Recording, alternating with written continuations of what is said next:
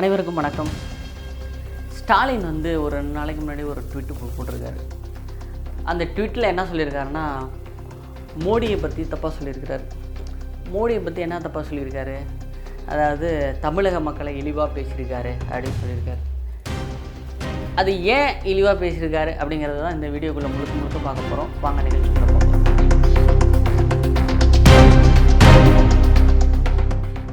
மோடி வந்து இப்போ ஆக்சுவலாக வந்து பீகாரில் வந்து தேர்தல் பரப்புரை பிரச்சார பயணம் போயிட்டுருக்கு. அது தேர்தலுக்காக பரப்புரை பிரச்சார பயணத்தில் ஈடுபட்டுருக்காரு. அந்த பரப்புரை பிரச்சார பயணத்தில் வந்து மோடி ஒன்று பேசியிருக்காரு. அதாவது பேசினதாக வந்து ஸ்டாலின் ட்வீட் போட்டிருக்காரு. அவர் பேசினது வேறு, ஆனால் இவர் போட்ட ட்வீட்டு வேறு. இவர் போட்ட ட்வீட்டு என்னென்னா, தமிழக மக்களை வந்து மோடி இழிவாக பேசியிருக்காரு. அதாவது பீகார் ஸ்டேட்டுக்கும் தமிழ்நாடு ஸ்டேட்டுக்கும் 2 ஸ்டேட்டுக்கும் ஒரு பிரிவினை ஏற்படுத்துகிறாரு, 2 மக்களுக்கு இடையே உள்ள உறவை கெடுக்க நினைக்கிறாரு அப்படின்னு சொல்லிட்டு இவர் ஒரு ட்வீட்டு போட்டிருக்காரு ஸ்டாலின். சரி, அவர் என்ன பேசினார்? அவர் வந்து பார்த்தீங்கன்னா அவர் பேசினது ஆக்சுவலாக வந்து நான் அவர் பேசுனது சொல்கிறேன். ஆனால் இவர் பிரச்சார பயணத்தில் பிஜேபி தமிழ்நாட்டுக்குள்ளெல்லாம் கால் எடுத்து வைக்க முடியாது, தாமரை மலராது, அப்படி இப்படின்னுலாம் நீங்கள் வந்து மோடியை வந்து என்னென்னமோலாம் பேசலாம். தமிழ்நாட்டுக்குள்ளே நாங்கள் திராவிட முன்னேற்ற கழகம் இருக்கிற வரையும் பிஜேபி உள்ளே நுழையவே முடியாதுன்னு சொல்லிட்டு அவங்கள என்னென்னமோ பேசலாம். நீங்கள் இது மாதிரி அதாவது தமிழகம் யாரோட போராடிக்கிட்டு இருக்குது அப்படின்னா அந்த ஆளுநர் ரவிக்கிட்ட போராடிக்கிட்டு இருக்குது அப்படின்லாம் நிறைய நீங்கள் அவங்கள பற்றி பிஜேபியை பற்றியும் சரி, அதான் மத்திய அரசை பற்றி நீங்கள் பேசலாம். ஆனால் அவர் என்ன பேசினார், முறையாக பேசியிருக்கார். என்ன பேசியிருக்கார்? ஏன்னா அவர் வந்து எல்லா ஸ்டேட்டுமே மோடிக்கு வேணும்.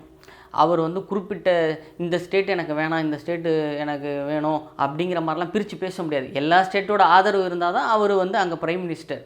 அதனால் வந்து அவர் வந்து எந்த ஸ்டேட்டையுமே அவர் பேச மாட்டார். ஏன்னா எல்லா ஏன்னா இங்கே அவருக்கு ஒரு கூட்டமே இருக்குது. அப்படிங்கும்போது அவர் பேசினது என்ன அப்படிங்கிறத நம்ம பார்க்கணும். அவர் என்ன பேசினார்னா, டிஎம்கே அப்படின்னு ஒரு வேர்டை யூஸ் பண்ணியிருக்காரு. டிஎம்கேனா என்ன வேர்டை யூஸ் பண்ணியிருக்காருன்னா, ஆக்சுவலாக பீகார்லேருந்து வேலை தேடி தமிழ்நாட்டுக்கு வர அந்த இளைஞர்களை டிஎம்கே சார்ந்த பெரிய அதாவது அந்த பசங்களுக்கு ஈக்குவலாக, அந்த வேலை தேடி வரவங்களுக்கு ஈக்குவலாக அங்கே உள்ள மக்கள் வந்து பீகாரில் உள்ள இளைஞர்களை வந்து தப்பாக பேசினாங்க அப்படின்லாம் அவர் சொல்லலை. டிஎம்கேல உள்ள பெரிய அமைச்சர்கள் எம்எல்ஏக்கள் வந்து பீகார்லேருந்து தமிழ்நாட்டுக்கு வரவங்கள இழிவாக பேசியிருக்காங்க அப்படின்னு சொல்கிறாரு. யார் அதுமாரி பேசியிருக்கா அப்படின்னா, தயாநிதி மாறன், பொன்முடி. இப்போ தயாநிதி மாறன் என்ன பேசியிருக்காருன்னா, அவங்களாம் வந்து இங்கே வந்து பாத்ரூம் கட்டுறதுக்கு தான் லாய்க்கு அப்படிங்கிற மாதிரி பேசியிருக்காரு. பொன்முடின்னு ஒருத்தர் இருக்கார். அவரை பற்றி பேசணுன்னா ரொம்ப முக்கியமாக பேசணும்.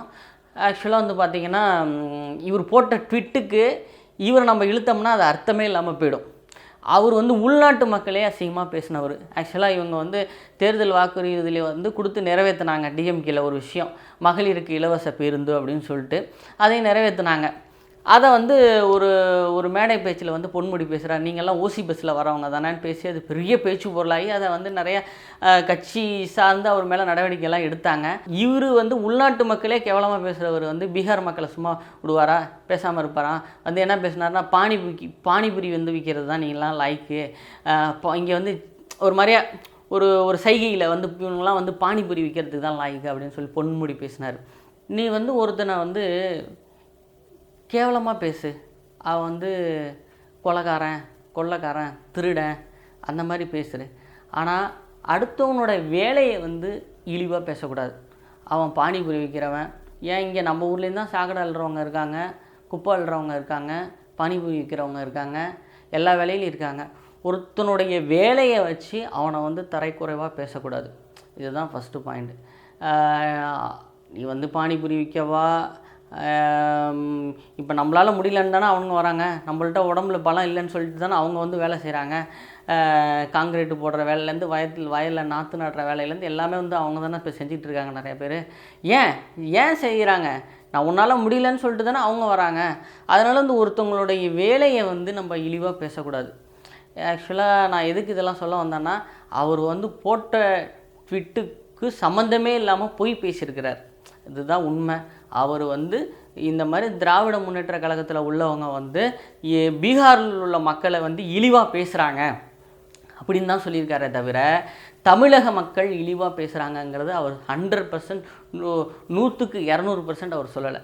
சரி, இவர் போட்ட ட்விட்டுக்கு அண்ணாமலை பிஜேபி தமிழ்நாட்டில் உள்ள முன்னாள் மாநில தலைவர் அண்ணாமலை அவங்க என்ன சொல்லியிருக்காங்கன்னா, ஆக்சுவலாக வந்து இதுதான் இந்த விளக்கத்தை அவர் கொடுத்துட்டு, அவர் வந்து தமிழக மக்களை இழிவாக பேசலை, பாரத பிரதமர் நரேந்திர மோடி வந்து தமிழக மக்களை இழிவாக பேசலை, இது மாதிரி திராவிட முன்னேற்ற கழகத்தில் உள்ள அமைச்சர்கள் எம்எல்ஏக்கள் தான் வந்து இழிவாக பேசியிருக்கிறாங்க, அவங்கள தான் கண்டிக்கத்தக்கது அப்படிங்கிற மாதிரி மோடி அங்கே வந்து பீகார் தேர்தல் பரப்புரை பிரச்சார பயணத்தில் பேசியிருக்காரு, வேறு எதுவும் பேசலை, இதுதான் உண்மை அப்படின்னு சொல்லிட்டு அண்ணாமலை ஃபஸ்ட்டு பாயிண்ட்டாக அதை சொல்லிடுறாரு.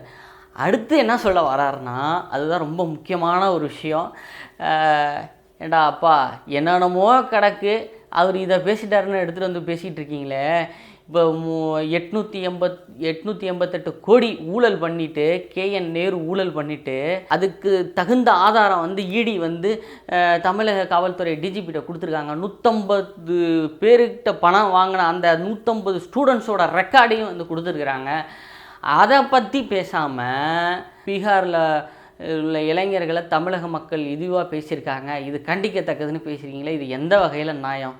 ஏன்னா இவ்வளோ பெரிய ஆதாரத்தை கொண்டு வந்து கையில் பேப்பர் ரெக்கார்டோட ஃபோட்டோ காப்பி, அந்த வாட்ஸ்அப், அதாவது அந்த KN நேருவோட தம்பி ரவிச்சந்திரன் அவங்க வந்து அந்த பணம் வாங்கினவங்கள்ட்ட உள்ள அந்த வாட்ஸ்அப் ரெக்கார்டு முதற்கொண்டு அந்த அறிக்கையில் வந்து தாக்கல் செஞ்சுருக்கிறாங்களாம். அது ஒரு பக்கத்தோட டீட்டெயில்ஸ் தான். நான் இன்னும் மொத்தம் 238 பக்கம் ஏதோ சொல்கிறாங்க. அதில் பேலன்ஸ்லாம் எவ்வளோ ரெக்கார்டு என்னென்ன டீட்டெயில்ஸ் இருக்குங்கிறது போக அந்த ஈடிக்கு மட்டும்தான் தெரியும் அப்படிங்கிற மாதிரி சொல்கிறாங்க. ஆக்சுவலாக வந்து ஈடிக்கு வந்து டைரெக்டாக போய் அரெஸ்ட் பண்ணுற அதிகாரம் கிடையாதான்.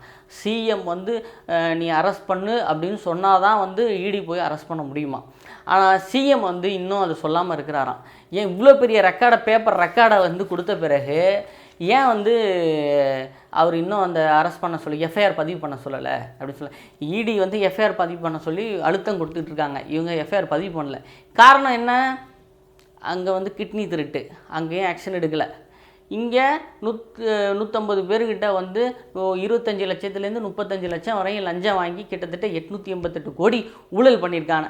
அதுக்கான ரெக்கார்டை வந்து கையில் கொடுத்துட்டாங்க. இன்னும் அவர் ஆக்ஷன் எடுக்கலை. காரணம் என்னென்னா, இவர் பக்கத்தில் இவரோட படைத்தளபதி மாதிரி இவரோட அருகாமையிலே இருக்கிற அந்த KN நேரு இருக்கிற ஒரே காரணம்தான் அவர். அதனால வந்து அவங்க வந்து ஒரு கண்டுக்காமல் இருக்கிறாங்க. ஏன்னா எல்லாத்துக்கும் ஒரு சிஎம்ங்கிறவர் வந்து எப்படின்னா, ஒரு பாரபட்சம் இல்லாமல் செயல்படணும், நாட்டு மக்களுக்காக செயல்படணும். நாட்டு மக்களுக்காக தான் நீங்கள் இருக்கீங்க, உங்களுடைய உறவினருக்காகவும் உங்களுடைய ஃப்ரெண்ட்ஸுங்களுக்காகவும் நீங்கள் கிடையாது. நாட்டு மக்களால் தேர்ந்தெடுக்கப்பட்டவர் தான் சிஎம். அவர் மக்களுக்காக தான் வந்து அவர் ஆட்சி செய்யணும், மக்களுக்காக மட்டும்தான் பண்ணணும். யார் நல்லவன் கெட்டவன் அதெல்லாம் விட்டுறணும். மக்களுக்கு என்ன சரியோ அதை தான் பண்ணணும்.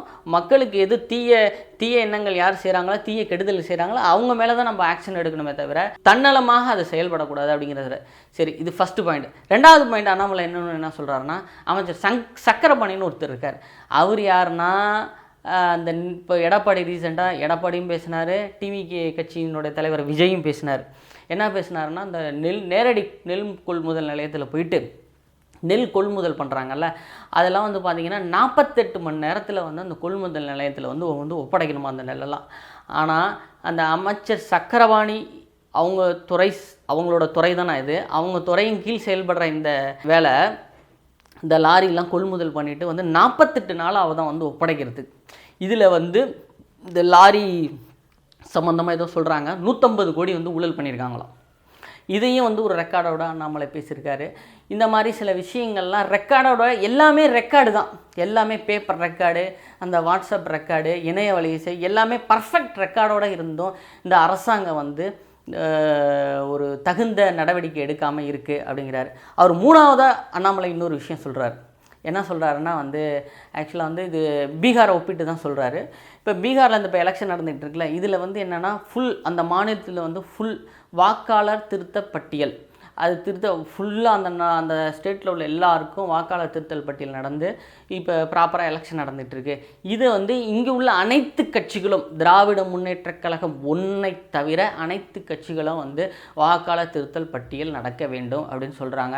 ஆனால் திராவிட முன்னேற்ற கழகம் வந்து அதை எதிர்க்கிறாங்களாம். அது ஏன் எதுக்கு எதிர்க்கிறாருன்னு தெரியல.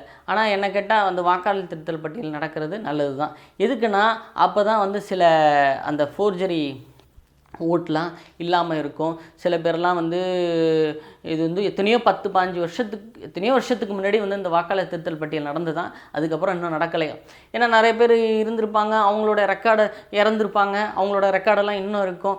ஏன்னா இதெல்லாம் வந்து ஒரு 5 வருஷத்துக்கு ஒரு முறை வந்து இதெல்லாம் பண்ணால் தான் வந்து ஒரு சரி வரும். ப்ராப்பராக இதை வச்சு கூட அந்த மக்களாட்சி அவருடைய தத்துவம் இருக்குது அப்படிங்கிறது தான் நம்ம முழுக்க பார்க்க வேண்டியதாக இருக்குது. இதை ஏன் அவர் எதிர்க்கிறாரு அப்படிங்கிறது எனக்கு இன்னும் புரியல அப்படின்னு சொல்லிட்டு அண்ணாமலை பேசியிருக்காரு. சரி மக்களே, நான் பேசினது இதில் உங்களுக்கு என்னென்ன உங்களுக்கு தெரிஞ்சது கமெண்டில் சொல்லுங்கள். நான் எதுவும் தவறாக பேசியிருந்தாலும் சொல்லுங்கள். மீண்டும் அடுத்த வீடியோவில் சந்திக்கும் வரை நான் உங்கள் ராஜ்குமார். இது பழைய ரூட்டு புது டென்ட்டு.